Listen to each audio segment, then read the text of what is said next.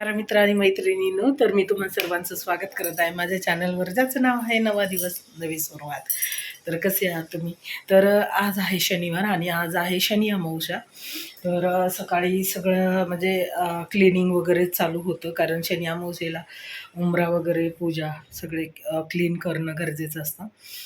तर त्या गोष्टी मी केल्या. त्यानंतर आंघोळ वगैरे करून पहिले देवपूजा करून घेतली. तर हे पहा, तर सगळे देव क्लीन करून घेतले. सगळे छान असे हे भांडी देवाची, ते सुद्धा जे पितळी आहे ते पितांबरीने घासून इकडे सगळं श्रीयंत्रापासून सगळं व्यवस्थित करून घेतलं. इथे नैवेद्य दाखवलेला आहे आज पेढ्याचा. त्यानंतर इथे धूप आहे, ती पण कापराची आणली आहे मी. हा कापूर धूप आहे पहा मी आणलेला. तर हे खूप छान आहे. आता ह्याचा थोडा दूर होतोय, कापराचा आहे म्हणून. हे पहा, ही कापराची धूप आहे आणि मोगरा अगरबत्ती लावलेली. तर ती एवढी झाली आता. आणि दिवा वगैरे स्वच्छ करून सगळं आजी घंटीपासून सुद्धा सगळं क्लीन केलेलं आहे. त्यानंतर खाली रांगोळी वगैरे काढून ठेवलेली आहे आता. आणि जो आपला लोबान धूप असतो तो जाळण्यासाठी इथे मी तयारी केली आहे. तर आता मी ह्या भांड्यामध्ये टाकणार आणि लोबान त्यामध्ये टाकणार. तर तो धूप आपण आज शनी अमावस्या असल्यामुळे करणार आहोत. त्यानंतर देवाच्या देवपूजेसाठी घेतलेली भांडी पहा चकाचक घासलेली आहेत. आणि मला जोपर्यंत मी चकाचक घासून घेत नाही, तर हे पहा ह्यामध्ये आतमध्ये जे असतं ना, तेही काय डाग थोडेसे निघाले नाही. पण ठीक आहे, असं क्लीन करून घेतलं सगळं.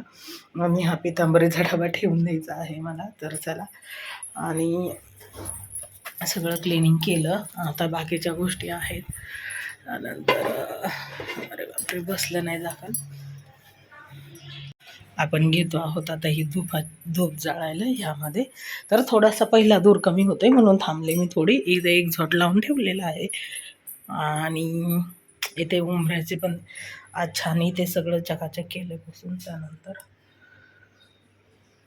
रांगोळी वगैरे केली अशी.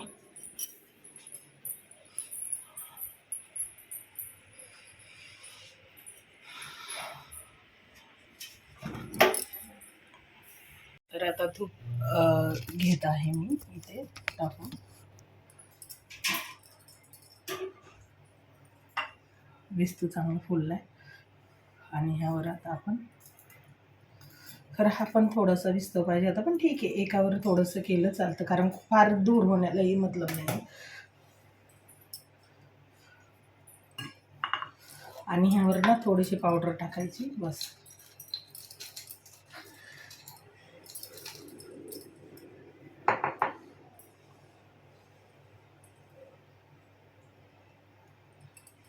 हे पहा, अशा पद्धतीने आता हा सगळा घरभर फिरून घेणार.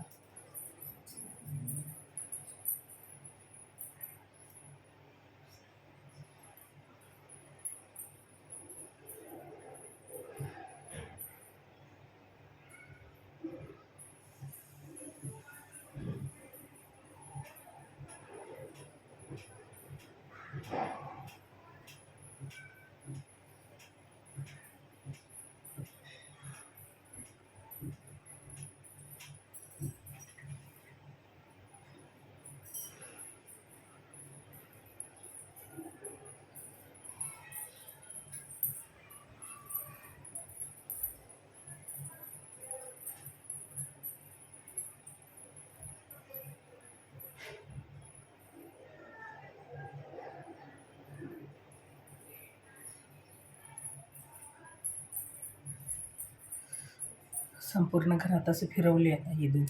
आणि आता चला ठेवून देते बाहेर बाजूच्या बाजूने, कारण घरात ठेवली ना फार दूर होणार आहे.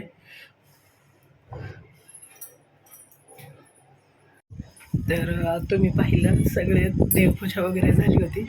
पण त्यानंतर मग आज डाळ कांदा बनवला होता जेवणामध्ये आणि भाकरी केली होती. नंतर हे आले आणि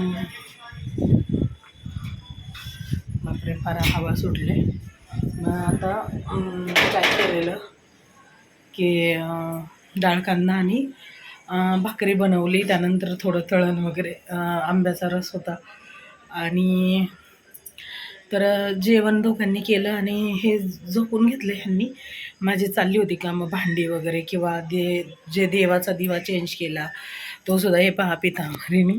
हे पितांबरीनी ना असे नख हे होतात काळे आणि हात असे होतात ना एकदम खराब होतात. हे पहा हे नख एवढं बेकार दिसते. असं झालं पण एकाच दिवसात ना आज सगळे ते तांब्या पितळाचे जे ताटं वगैरे देवपूजेला घेतलेले ते तर घासून स्वच्छ केली. त्यानंतर तेलाची किटली वगैरे ती पण काल मी गरम पाण्यात भिजायला ठेवली होती. जेवढं चांगलं भिजणार ना गरम पाण्यामध्ये किंवा वॉशिंग पावडर किंवा तो भांड्याचं लिक्विड टाकून आपण जे ठेवतो त्यावेळी ते चांगलं निघतं. त्यातच तो दिवा देखील होता आणि त्यामुळं ते चांगलं चकाचक केलं. त्यातच माझा खूप वेळ गेला. त्यानंतर मग ह्यांना चहा वगैरे बाकीचे पण थोडे फोन कॉल वगैरे होते. ऑर्डर बऱ्याचशा गोष्टी होत्या. मग आता मशीन लावलेली होती ती कपडे आता सुकायला टाकायचे आहेत मला. आता ह्यांचे काही कपडे आहेत ते इकडे टाकणार मी. ह्या बाजूला ह्या गॅलरीत टाकते कारण चांगले सुकले पाहिजेत. बाकीचे कपडे तिकडच्या बाल्कनीमध्ये टाकणार. त्यानंतर ज्वारीचं दळण जे दळलं होतं पहा या ठिकाणी असं. तर आता गव्हाचं दळणसुद्धा टाकून घ्यायचे. दोन्ही दळण झाली म्हणजे टेन्शन गेलं. दोन्ही पिठं संपलेलीच होती. म्हणजे संपलेली म्हणजे थोडी थोडी राहिली होती एक भाकरीचं. गव्हाचं थोडं आहे पण आत्ताच करून घ्यावं म्हटलं. मग परत एकदा गिरणी स्वच्छ केली की सगळ्या गोष्टी. तर गव्हाचं देखील ते काढले. आता ह्यामध्ये थोडंसं गहू अजून घालते. हे आलेलं आहे आणि एवढं करून घेणार मी. आता पहा हे गिरणी काढल्यामुळे ते सगळा पसारा झाला आहे. तर मी करून घेते कामं. चला.